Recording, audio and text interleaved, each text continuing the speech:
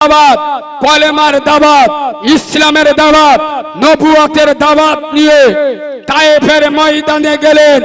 তায়েফের যুবক জওয়ানেরা, তায়েফের গুন্ডারা, তায়েফের কাফের মুশরিকেরা আমার রাসূলুল্লাহ নবুয়তের বডিতে পাথর নিক্ষেপ করলো। খোদার কসম, রাসূলুল্লাহ নবুয়তের জুব্বা লালে লাল হয়ে গেল। রাসূলুল্লাহর নবুয়তের বডি রক্তে ভিজে গেল। যে দৃশ্য দেখে আল্লাহর আরশ মুআল্লা কেঁপে উঠল। আর জিবরিল বলছে, আল্লাহ তোমার নবী মার খাচ্ছে, তোমার বন্ধুর রক্ত ঝরছে, তুমি সহ্য করছো? আল্লাহ বলছে, জিবরিল তুমি আমার বন্ধুকে চেনো না। সুবহানাল্লাহ বলবেন? আর একটু জোরে সুবহানাল্লাহ বলবেন। জিবরিল বলছে, আল্লাহ লা ইলাহা ইল্লাল্লাহ কলেমা কমপ্লিট হয়েছে, মুহাম্মাদুর রাসূলুল্লাহ এবার হয়েছে। খালি ওয়াজ শুন, সাল্লাল্লাহু আলাইহি ওয়াসাল্লাম আয়াব্বা এবার কমপ্লিট হয়েছে। কসম খোদার, আল্লাহর ঘরে বসে বলছি, যার নাম না নিলে কলেমা কমপ্লিট হয় না, যার নামটা স্বয়ং আমার আরশের মালিক আল্লাহর সাথে জোড়া। জিবরিল বলছে, আল্লাহ সেই তোমার বন্ধু মার খাচ্ছে, তুমি এখনো সহ্য করছো? আল্লাহ বলছে, জিবরিল আমার আমেনার লাল মার খাচ্ছে, আমার থেকে বেশি ময়া তোমার লাগছে, তা যাও জিবরাইল যাও, যা করার আছে করে নাও, আমি আল্লাহ তোমার পারমিশন দিচ্ছি, কি করবে করো, তবে খবরদার যা করবে একবার আমার বন্ধুকে জিজ্ঞেস করে করবে। সুবহানাল্লাহ বাড়ি গিয়ে বলবেন। আর একটু জোরে বলে। আল্লাহ বলছে, জিবরিল তোমার যা ইচ্ছা করো, তবে খবরদার যা করবে একবার আমার বন্ধুর সাথে জিজ্ঞেস করে করবে। খোদার কসম, হযরত জিবরিল এসে বলছে, ইয়া রাসূলুল্লাহ একবার বলেন তায়েফে কটা দুধ খা মায়ের লাল, এরা কেমন হারমাদ বাহিনী, কাডার বাহিনী, এরা কেমন গুন্ডা মাস্টার দাদা হয়েছে, আমার আমেনার বেটা রক্ত ঝরায়, ইয়া রাসূলুল্লাহ একবার বলেন চতুর্দিক দিয়ে পাহাড় দিয়ে মশার মতো পিষে মেরে দেবো।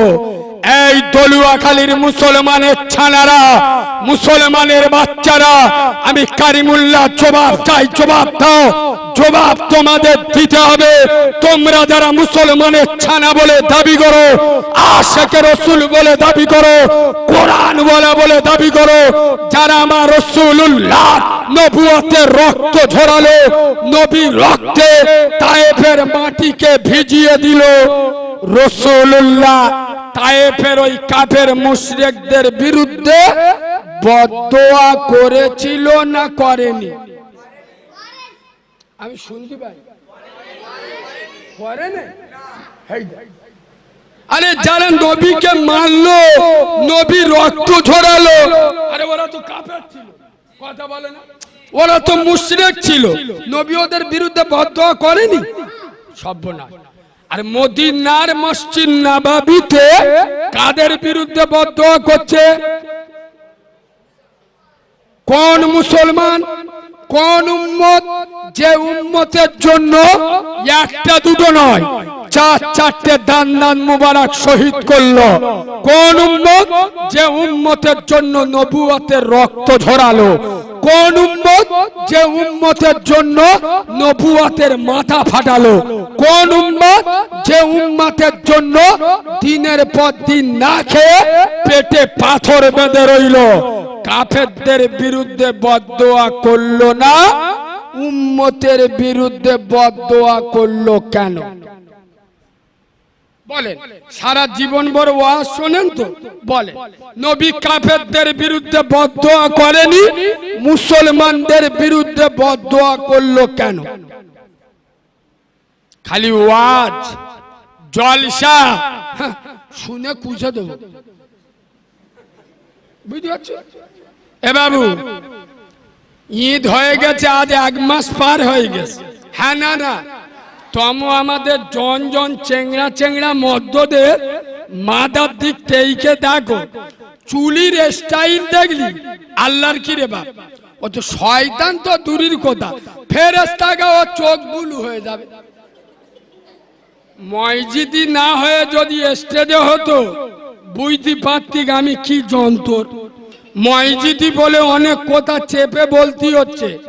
এ বাবু, ঈদের সময় চুল কাটতে গেছে চেংড়া ছেলে, তো গে বলতে দে সচিনে এদিকতে ভালো উড়ে দে উড়ে দে, মানে এই এলাকাটা গরিব, এদিকে বলে চেঁচে তুলে দে, মানে এই এলাকাটা অনাথ।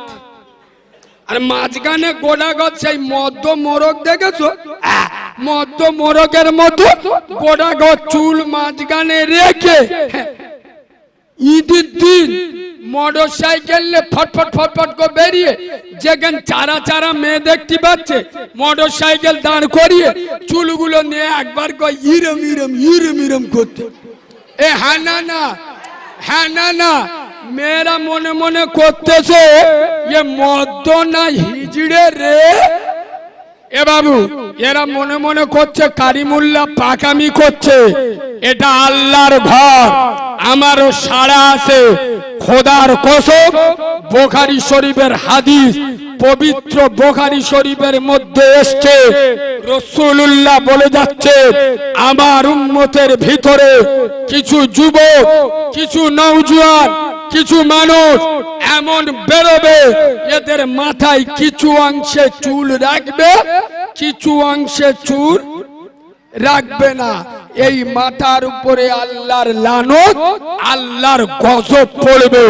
বুকে হাত দিয়ে বলো, পশ্চিম বাংলায় 100-র মধ্যে 95টা মুসলিম যুবক ঈদ উপলক্ষে লিখতে পারে না বাপের নাম চুল কেটেছে। দেখেছো মুখস্থ? এ বাবু, কসম খোদার, আমি বাচ্চা মাওলানা কারিমুল্লাহ জেহাদি বিশ্বনবী হাবিবুল্লাহ দুটো কদম মোবারক জড়িয়ে ধরলাম। ইয়া রাসূলুল্লাহ, ইয়া হাবিবাল্লাহ নবী, বিয়াদবি মাফ করবেন। ও নবী, তায়েফের কাফেরদের বিরুদ্ধে আপনি বদদোয়া করলেন না, উম্মতের বিরুদ্ধে বদদোয়া করলেন কেন? নবী উত্তর দিচ্ছে, ভালো করে শোনেন। আমি রাসূল যেদিন তায়েফের মাটিতে গিয়েছিলাম, তায়েফবাসীরা, তায়েফের কাফের মুশরিকেরা, ওরা আমার আল্লাহকে চিনত। জোরে বলুন, চিনত না, ওরা আমার আল্লাহকে বুঝতো। আমি রাসূল আমাকে জানতো, ওরা কোরআনকে চিনত।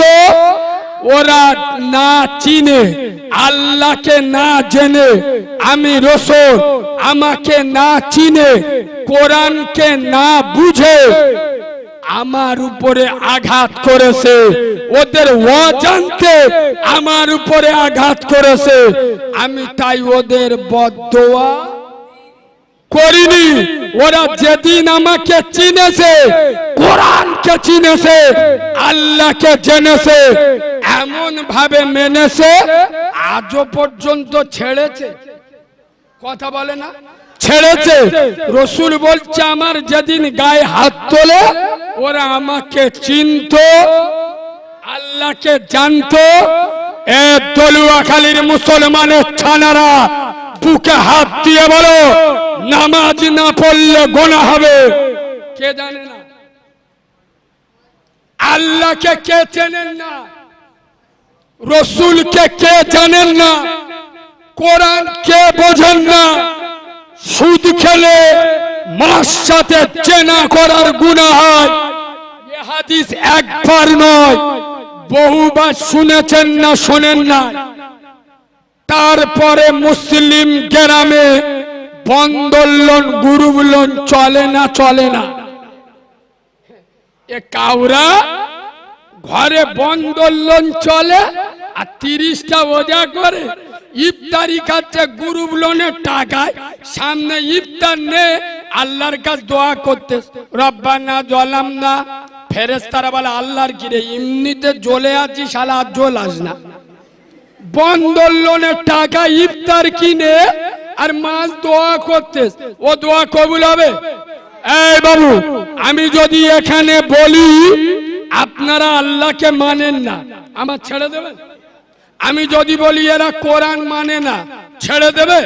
কিন্তু প্রকৃত মুসলমান আল্লাহকে মানে। এ যদি আল্লাহকে মানতো, আল্লাহর ভয় কলিজায় থাকতো, মসজিদে আজান হচ্ছে, মসজিদের পিছনতে পথ ঘুরে যাচ্ছে, মানে আল্লাহও দেখতে পায়।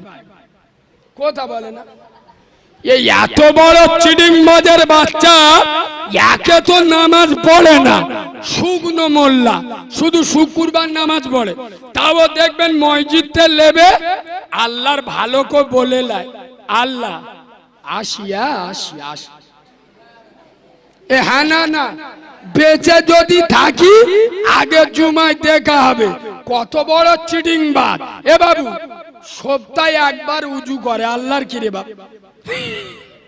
এ হ্যাঁ না, সপ্তাহে কবার উজু করে? একবার, শুক্রবার। এত বড় আল্লাহর ওলি, ওই শুক্রবার উজু করলো, ওই এক উজুই সারা হপ্তা চালিয়ে দেয়। ঠিক বলছি না ভুল বলছি? খোদার কসম, আমি নবী আনা